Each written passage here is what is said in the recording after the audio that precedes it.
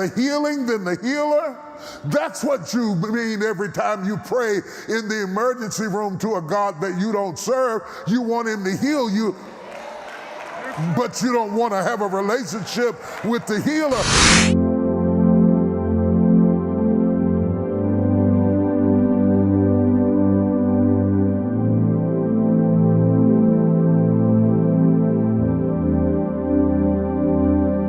Well, Shema Israel Adonai Lochanu Adonai Chadav Tabe Kol Lebabe Kabe Kol Nafshe Kabe Kol Me Odeka. Hear, O Israel, the Lord our God is one Lord, and you must love the Lord with all your heart, with all your strength, and with all your might. Bereshit bara Elohim hashamayim va'eret haitatuhu v'bohu v'chushek al penei v'ruach. Once again, you're welcome to Fresh Word from God. And we're going to take our time to be able to decode some messages. Today is going to be wonderful. It's going to be a very, very special word that we're actually bringing to you. And once again, I'm zooming in into the message of Bishop T.D. Jakes. Bishop T.D. Jakes of the Potter's House.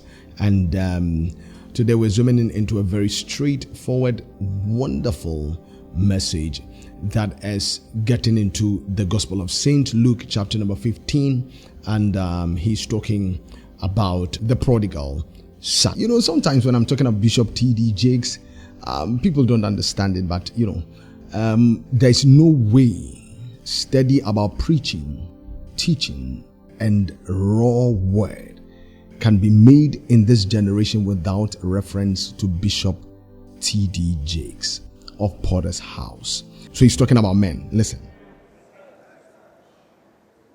This is how I look when I'm happy.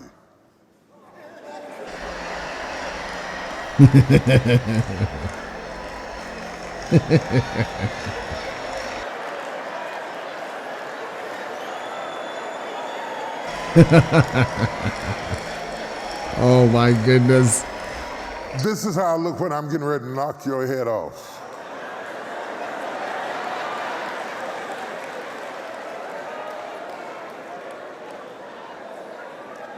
This is how I look when I'm scared. And some of our homes are busting up because you expect my face to radiate my emotions like yours does, when in reality, I can feel everything you feel and go. When they bring me bad news, I take it like this. When they bring me good news, I take it like this. And just because the father didn't cry didn't mean he didn't hurt. Deep statement. Just because the father didn't cry doesn't mean it doesn't hurt. That's why I love Bishop T.D. Jakes. I love it when he preaches. It's one text, but he's weaving it around every aspect of life. And he's showing you practicality as to the father being the supportive role, but nobody talks about the father. And he's saying that we preach about the prodigal son, but nobody preaches about the father. But in the whole text, it was the father that put everything together. But songs have been written about the prodigal son. Sermons have been preached about the prodigal son. You know, we're talking about the prodigal son, whether what he did was right and wrong and he wasting the money. And that's what people look at. But from a critical preacher's point of view, he's looking at the fatherhood factor. What was the role of the father in this particular story? And he's demonstrating that fathers are always straight-faced people. That when good news comes, the same face. When bad news comes, the same face. When he wants to finish you, the same face. There's no point of smiling. There's no point of crying. Sometimes a bit of smile, and it's a short smile, and that is it. But the father factor is because you are holding several things together. You don't even have the opportunity to smile. But when it hurts, nobody also knows, because men don't cry. That's what we say. Men don't cry. Deep. Let's get into it.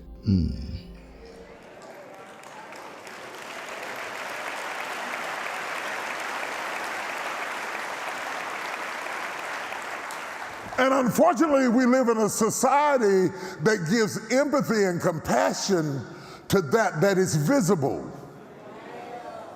So the more invisible you become with how you feel, the less compassion you receive. Because they start saying, that's just how he is. You built for this. You can do it. You can handle it. Because I took it like this. Inside, I wanted to die. I wanted to throw up.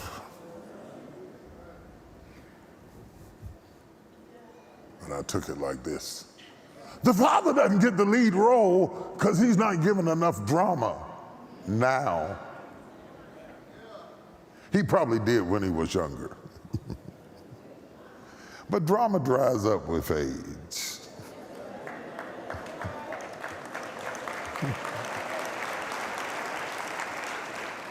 It's like a wart, it just dries up and shrinks down and calms down. The younger son said to his father, give me the portion of goods that falleth unto me. Who says anything falls to you? What entitlement that you think just because you're my son that something is supposed to fall to you, that I owe you something. I had you. I did that, I had you. You here. Glory, that's your inheritance, you breathe.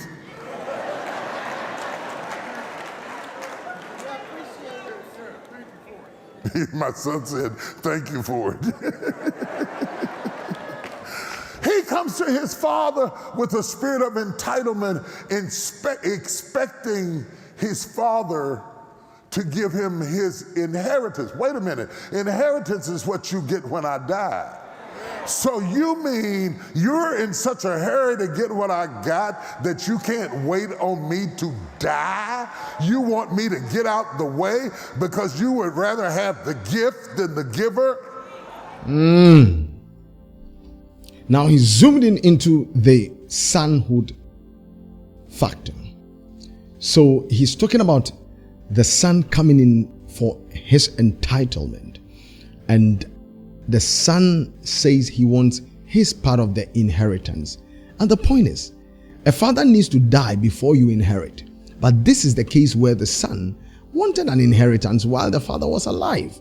So that means that you can't afford to wait for me to even die before you get your inheritance. Such a rushed generation. Let's keep on listening. You'd rather have the seed than the sower? You'd rather have the healing than the healer? That's what you mean every time you pray in the emergency room to a God that you don't serve. You want him to heal you, but you don't want to have a relationship with the healer. Don't act like you don't understand the prodigal son, because there's a whole lot of prodigal sons and daughters in this room who only come to God when they get in trouble, and as soon as the trouble is over, we don't see you no more because you pray prayers like, Lord, if you just get me out of...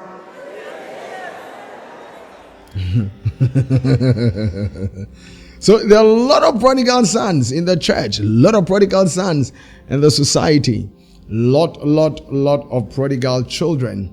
You know, we come to God mostly when we need help, and after the help, that's it. And these are the lines that we pray. If only you can help me with this, I will serve you. If only you can do this for me. And God will do it. I will go, we come back, and we do not do it. Then we'll have a problem again, then we'll come back to God. Somebody is listening to me. You go to church because of the problem that you have. And it's not because you want to serve God. You want to know God. But you're going to church because you want to get married. And the marriage is delaying, so you want to go to church. You're going to church because you need a husband. You're going to church because you are sick and you need healing. You're going to church because of the employment thing. You're going to church because there is an issue somewhere. There is a problem somewhere. You're going to church because of all those things. Do you get it? So the point is, why do you need the seed and not in need of the sower? Why do you need the gifts but not in need of the giver of the gift? You need the blessing, but you don't need the blesser. You need creatures, but you don't want the creator. And that is the problem of our generation, and he's addressing it. Let's get deeper. Can I go deeper? Get deeper, Give sir. me the portion of goods that falleth unto me. And then it says something that is the most telling. He divided unto them, both of them, his living.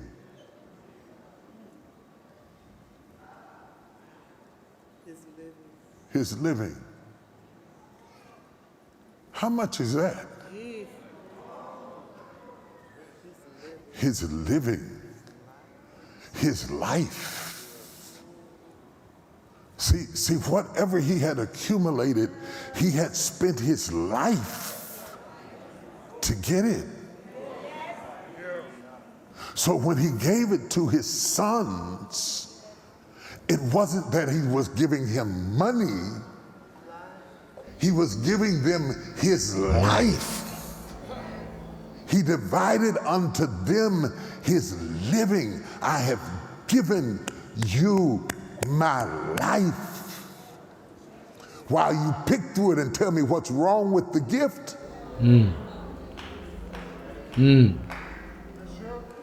how it should have been wrapped and how it should have been handled and what should have been done with it, it was my life. I could have had it without you. I could have had it without you. I could have went to Paris and I could have went to France, but I sent you to school. I could have went to Venice. I could have been in Italy. I could have been in Rome. I could have went to Afghanistan. I could have taken trips to Dubai, but I paid your tuition. He's now getting into the role of the father about dividing his living into two for the sons, because one son wanted an inheritance even though he was still alive. And he's explaining into details the sacrifice of a father. That, listen, you're watching me, you're a young guy that your father is taking care of, or your parent is taking care of, your mother is taking care of. Your dad could have traveled with that money that he's using to pay your school fees. Yes, he could have. Now, even in the kindergarten level, the amount of fees that they are paying could start a business. Yes. Crèche. Amount of fees being paid at crèche per term, put together per year, can take your father to Tokyo and back. Crèche. Your father to Dubai and back. Yes. For a holiday enjoyment. Yes. So, for a father to give something to a child, or a parent, or a mother, playing the role of both a mother and a father, to give something to a child, is not just money. He's not giving you money, no. He's giving you his life. And therefore, that life must be valued. That thing that that man is given to must be valued. It must be valued. He would have done it without you. Yes. He could have done it without you. But because you are in the picture, he needs to take you to school, pay for your tuition, pay for your hostel bills, pay for your lodging, pay for a whole lot of your books and all that. Calculating from kindergarten till the time you will get married. Don't you think if we put all the fees together, how much will be your bride price? Your father has run a loss if it were to be a business. Yes. Young lady, don't take for granted the role of your guardian, your father, your mentor, your mother, your mentor. Don't take for granted. The only benefit he will get from you as a daughter is somebody coming in to just marry you and the bride price being paid and you becoming the bride. At some point, somebody will even have to control your finances. You will not have the chance to control your own finances. Because the man is the head of the house. Yes. Do you think even if it is $1,000 of bride price that is paid to your father, it can compensate the number of fees, your feeding, your clothing, your shelter, your hostel bills, everything from class 1 to the university level? No. So fathers don't give money. Fathers don't give assets. Fathers gives life. That's a deep revelation there. Bishop T.D. Jakes. Life. That hat on your head is my life. That ring on your finger is my life. And he divided unto them his living. And that's okay. Because if you're really a father, you should love your seed enough to invest your life. Stay with me, I'm going somewhere. Yeah, because if I'm going to give my life to anybody, I should give it to my seed. If I were going to die right now and I had to pick out who I was going to give my life to, I would give it to my seed first. The problem is he divided unto them his living, not their living, his living, and the prodigal son took his living and went a-whoring. He spent it on sluts and tramps and parties and fake friends. He spent it in strip clubs and hookah bars and having parties and dropping it like it's hot and making it rain up in here. He made it rain. He made it rain. You don't get it. He made it rain with his father's life.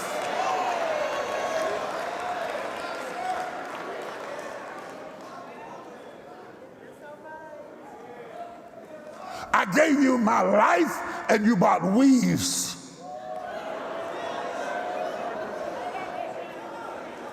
To impress men who gave you nothing.